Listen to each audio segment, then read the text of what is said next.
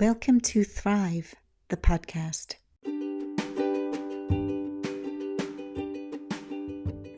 Today I'm recording a bonus episode. It's a keynote address for CEOs and business owners who find themselves up against it, who find that repeatedly they run into difficulty of one type or another. If your business started out with a particular vision or your project was on track, and then you've come to a fork in the road and you're wondering why you put so much time, effort, energy, and resource into this, have a listen to this episode. In it, I explain the journey I've taken through 4 entrepreneurial projects, one of which generated $33 million in revenue. And I explain what it is that can often get in the way of us realizing and receiving the fullness of our success. I hope this episode inspires you and opens up an awareness for an opportunity beyond what you've previously seen before. Thank you for listening. The west of Ireland is known for its rainy, damp weather that keeps the landscape a bright, lush green. I recall the summers spent at chasing the adults and the older kids uphill on my bike across 4 of the Aran Islands. I was always the last, without any gears, and being the youngest, I had the shortest legs. Growing up in the rural countryside with an unreliable bus service, bikes became the best way to get around quickly, and so cycling narrow main roads alongside huge quarry trucks was a normal daily routine.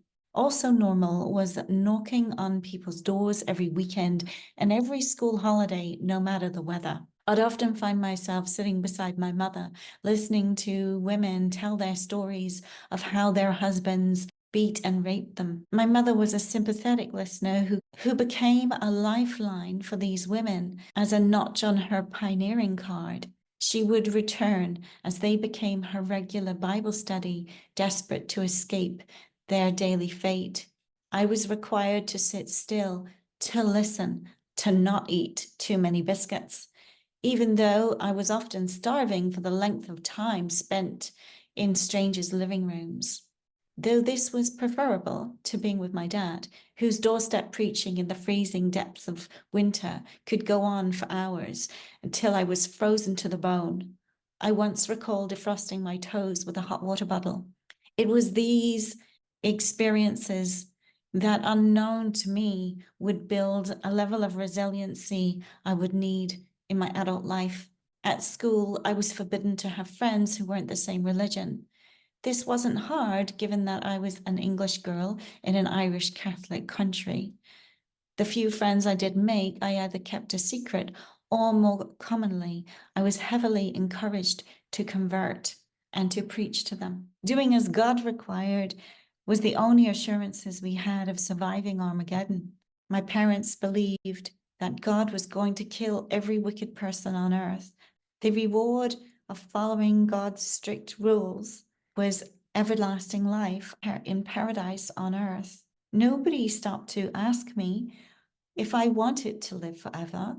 It was just assumed that not only was my behaviour the calling card for receiving this prize, but it was also the determining factor on whether or not my parents would qualify to be given the same privileges. By going against your parents in this situation, you are dooming your parents to die in Armageddon.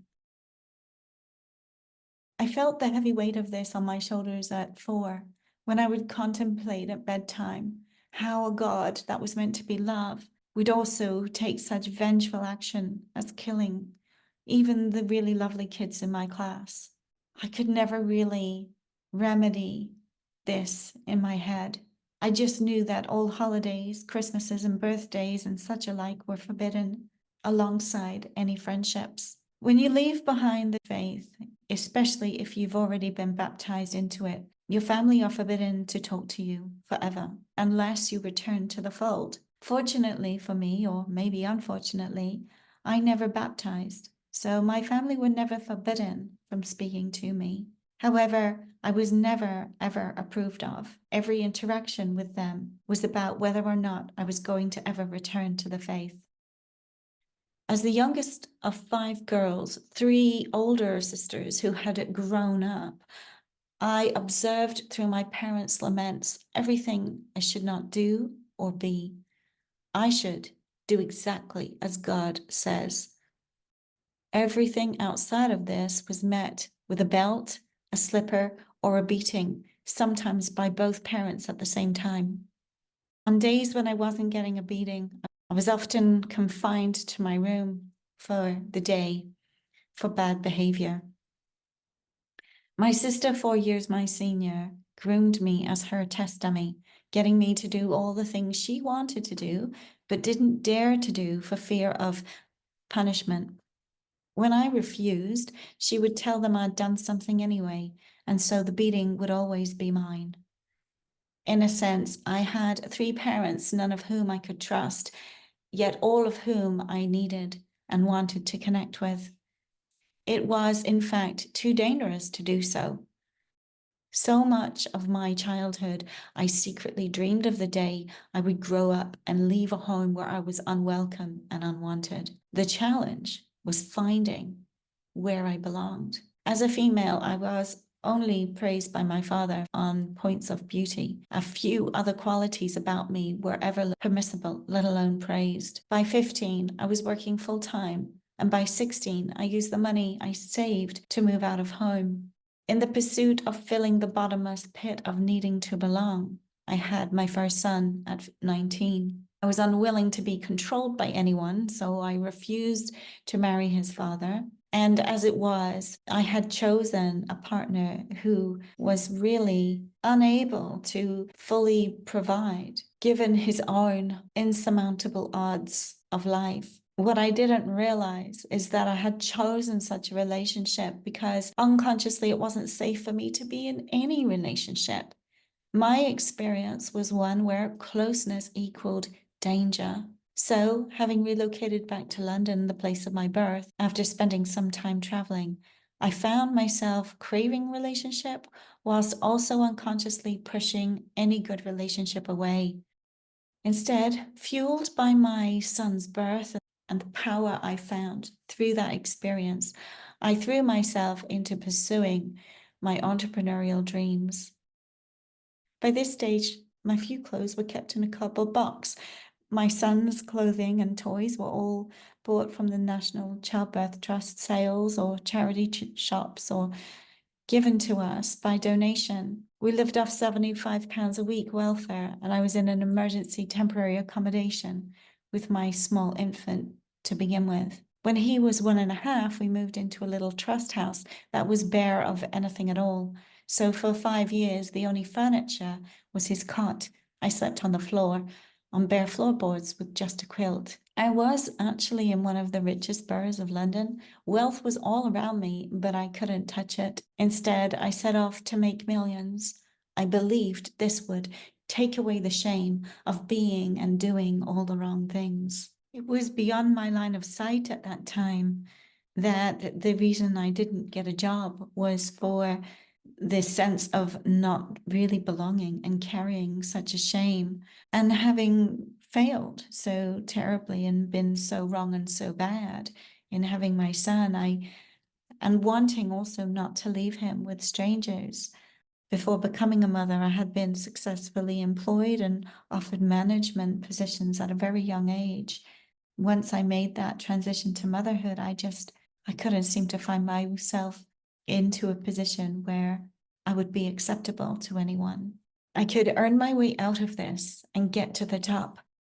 My second venture led to me selling my concept periodical to EMAP with a deal I personally brokered myself with W.A. Smith as distributors. It was a magazine on parenting.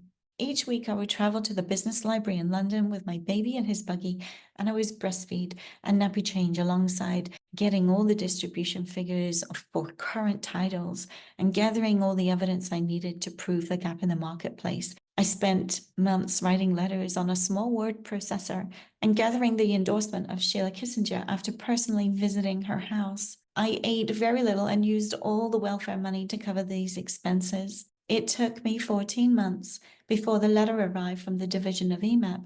We would like to purchase the controlling interest in your project. I was ecstatic and I had no one to tell. I did not know how to do contracts.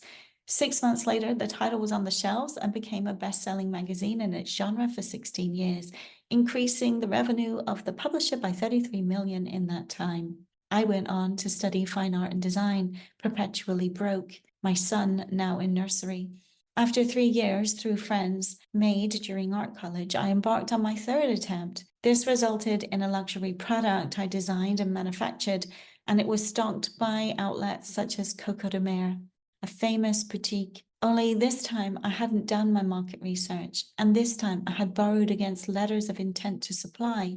By the time I started my fourth venture, I was a single mum of 2. After the man I'd been living with for 5 years walked out. Living off of pasta, broke with 2 children aged 29 was not what I envisioned for my life. How did I end up here? I didn't have time to answer that question. I just had to get out. I had to get out of this hell, this nightmare. So I began this fourth attempt, setting up a company in corporate well-being. In 4 years from starting it, going door-to-door selling and cold calling, I had a small contracted team of 12, and my clients included the Bank of New York, Nielsen, WBR, and a few more. The 2008 crash became my crash.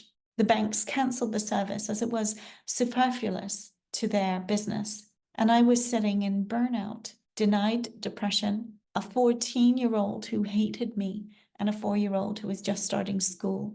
It was glaringly evident that I had actually missed my eldest son's entire childhood in this pursuit for success. That year, an intuitive training saved my life. I had made promises that I was never able to keep, so my trust was below zero. Meditation had entered my life in 2006, yet intuition blew my socks off. I realized I had been running away my whole life. I also saw that the beauty and the gold of my life was already in my hands. For the first time, I stopped trying to escape. I stopped the pursuit. For the next 10 years, I stopped pursuing anything outside of me. I stayed home with my kids and I accepted the fact that we were broke and living in poverty. Instead, I put my energy and my attention into repair. I realized what it felt like and meant to be present to the now rather than living in my head. Profound mentors entered my life and I was able to listen and most importantly learn. I no longer wore the coat of arrogance born from my deep distrust. I dropped the pretense that I knew the way. In fact, at that time, it wasn't even a pretense. I was so sure that I had known the way until every way that I tried didn't work out for me. I realized my prior inability to listen or receive from others was a trauma response from never being able to trust my family of origin or the story of the world they insisted I believe in. Most importantly, during this time, I restored my relationship with my own divinity, with God. I began to receive in life. For 10 years, I studied the structural dynamics of human behavior and what drives us to do what we do. I saw that for many women, we've taken on a highly masculine way of going about creating what we love, and that we suffer burnout far quicker than men without the right support when we operate in a wounded masculine way. I realized that for every human, until we develop inner awareness, we operate from this matrix of orientation. And this keeps us trapped in our illusions and drives us to do things that actually work against our true natures. Slowly, things began to transform for me. Significantly, for the first time, I began making money without all the stress and the hard work and without all the push. I was able to handle being around my parents for the first time in years and to be with my dad at his bedside when he died. These things were impossible for me before I began to be able to repair. And then something really interesting happened. In 2018, I declared that I was going to use all of my experience to help and to coach clients. And in 2019, they began to find me without any website or advertising or marketing or networking. And I established a small yet financially abundant coaching practice. My clients range from private individuals to CEOs and CFOs of blue chip international companies to boards of charity. And here's what I learned from it all. Everything we love and desire already exists inside of us. We simply need to receive it. Sometimes to receive it, we have to crack the hard shell we've built around us to protect ourselves. Creating big things is easy, yet often in business and life, we make it harder than it needs to be. I can't tell you the amount of entrepreneurs I've sat with who have been making it impossible to get the investment they needed or to grow their business just by the very fact that they're unaware of their unconscious orientation in life. To live a great life, we can't go alone. People often seek the peace and the healing of getting away from one another, when the journey is about creating ways for us to come together with those who are willing to really be with us and witness us. When we learn to come together in love, there is nothing we cannot transform. Yet it's up to us to choose this, and it certainly isn't an easy path, yet it is real. It's real in its ability to transform impossible situations and circumstances in every context, whether that's in a business, with staff or with team or with suppliers or clients, or whether that's within our family units or our community connections. This is what I see as the work that we're here to do now, in reaching across the divide of our misunderstandings and supporting one another to bridge the gaps that we've inherited from systems of shame, blame, punishment, and reward. Those systems of even thinking in those terms have led us astray in so many ways. And so my work today is really about thriving within oneself, no matter the situation and circumstances, helping others to do the same, and also to create what their heart desires. Creating beyond what we even imagined is one of my great passions. It's what I brought to my initial entrepreneurial journey. Before all of the mess of my unconscious orientation, the pure value of what the possibilities I saw becoming real products and real services in the market, that bit was easy and it was fun. It could have been a lot more fun if I wasn't beholden to such deep misunderstandings and such a deep disconnection. And so as I work with entrepreneurs today, my passion is helping people to free themselves of those blind spots so that they can truly receive their reward. Life is just waiting to say yes to us most of the time. It's up to us to fully allow ourselves to receive it. So what is it that you're longing to ask for? And what is it that you're willing to say yes to?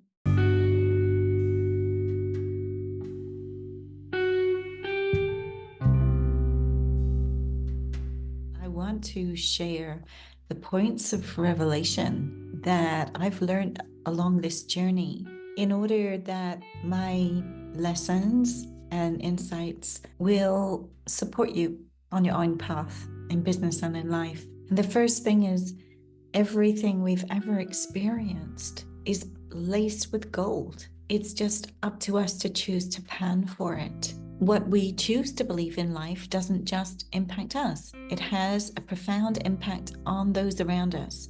So, do we base our life on what we believe or what we know to be true? Is what's true determined by what we have experienced or by our open willingness to receive what's true, irrespective of whether we like or agree with it? Resiliency is an essential life quality, often born from hardship. difficulty, and trauma, as these rites of passage teach us to overcome.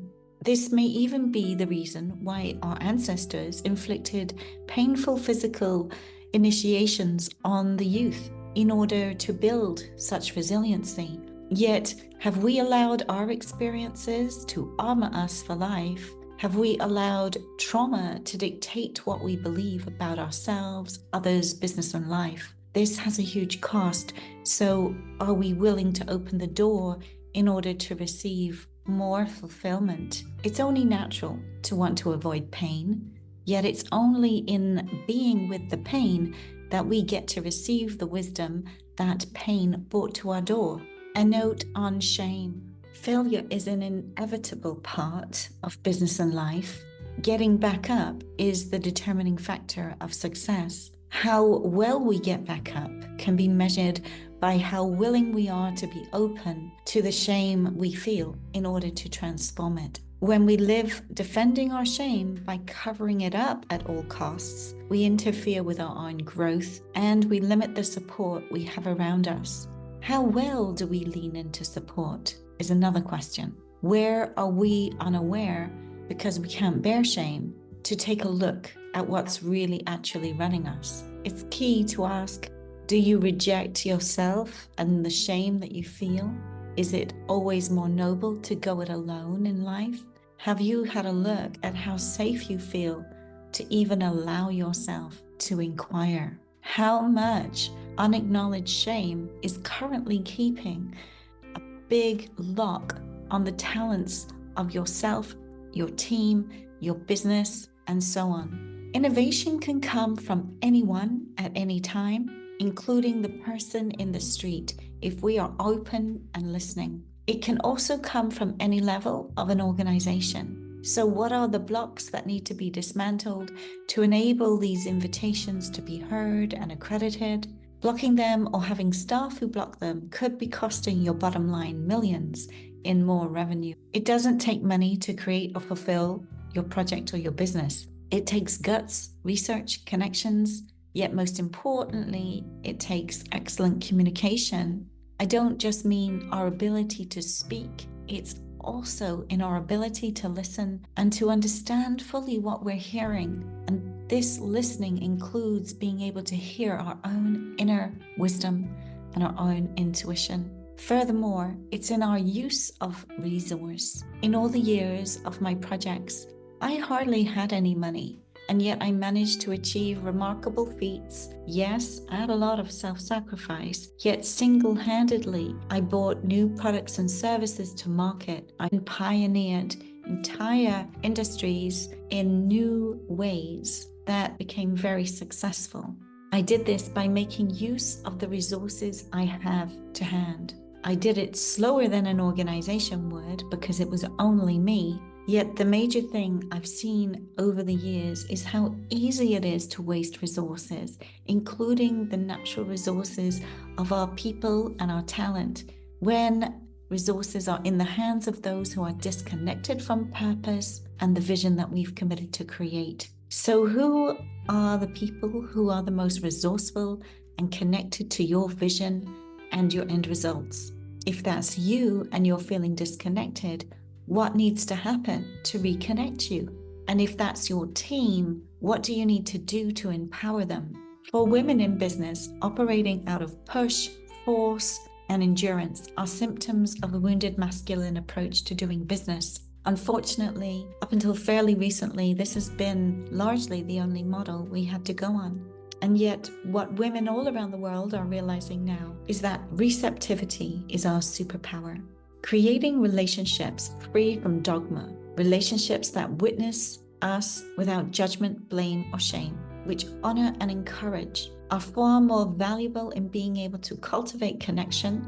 And it's this connection that enables us to leave a legacy that benefits those who come after us to receive and sustain true wealth. Understanding the structural dynamics of human behavior and the matrix of orientation are useful tools we can use to break free from the unconscious dynamics otherwise at play in business and life.